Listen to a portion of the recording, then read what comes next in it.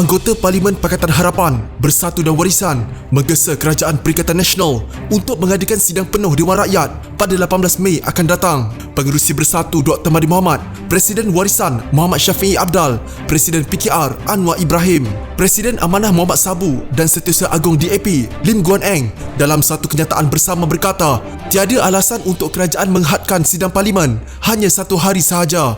Memandangkan Parlimen telah memutuskan SOP bagi membolehkan persidangan pada 18 Mei diadakan dan memandangkan banyak aktiviti sudah mula dibenarkan bersyarat, maka sebenarnya tiada alasan atau halangan bagi Parlimen untuk bersidang penuh lebih dari sehari yang telah diumumkan. Persidangan yang lebih panjang akan membolehkan perbahasan isu yang lebih mendalam serta membolehkan ahli-ahli jemaah menteri melaksanakan agenda legislatif kementerian masing-masing.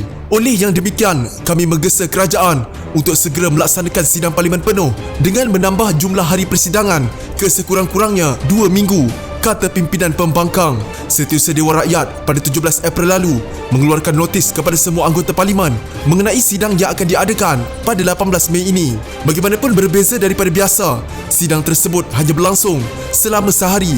Ia juga hanya akan membincangkan rang undang-undang dan usul urusan kerajaan sahaja. Tiada sesi pertanyaan lisan, pertanyaan bertulis, usul atau kamar khas akan diadakan. Ahli Parlimen Pakatan Harapan sebelum ini dengan mengambil kira pelaksanaan PKP mendesak agar sidang tersebut diadakan lebih lama, termasuk menggunakan kaedah dalam talian.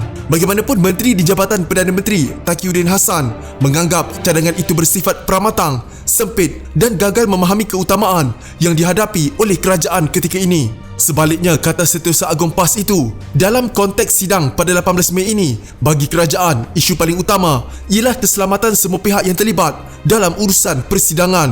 Seorang lagi Menteri di Jabatan Perdana Menteri yang bertanggungjawab dalam hal ehwal ekonomi, Mustafa Mohamad, pula berkata, isu infrastruktur perlu diperbaiki terlebih dahulu sebelum kaedah sidang secara maya diadakan.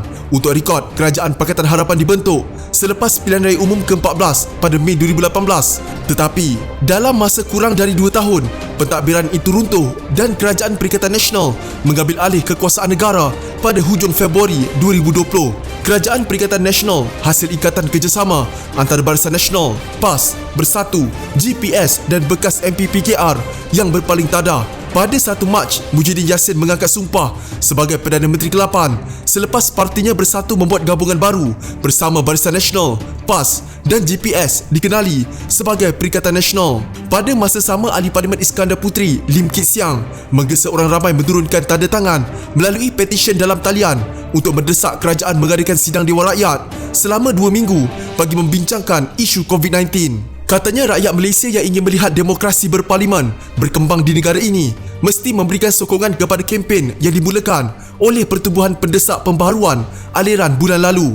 Menurut Lim, tanpa sidang penuh Dewan Rakyat, ia bermaksud semua makna demokrasi di negara ini dikosongkan selain melanggar prinsip penting pemisahan kuasa dan kedaulatan undang-undang yang termaktub dalam perlembagaan negara. Tidak masuk akal untuk kerajaan mengadakan sidang Parlimen selama 1 hari saja pada 18 Mei ini. Kerajaan juga tidak mempunyai perancangan untuk mempersiapkan sidang melalui maya serta jawatan kuasa pilihan Parlimen terutama mengenai kesihatan dan penjagaan sosial, walaupun rakyat didesak untuk bersiap sedia menghadapi wabak COVID-19 yang mungkin berlanjutan sehingga 2 tahun ke depan sehingga vaksin berkesan dibangunkan dan boleh diperolehi dengan meluas. Marilah kita menandatangani petisyen dalam talian ini untuk membawa perubahan, katanya dalam satu kenyataan.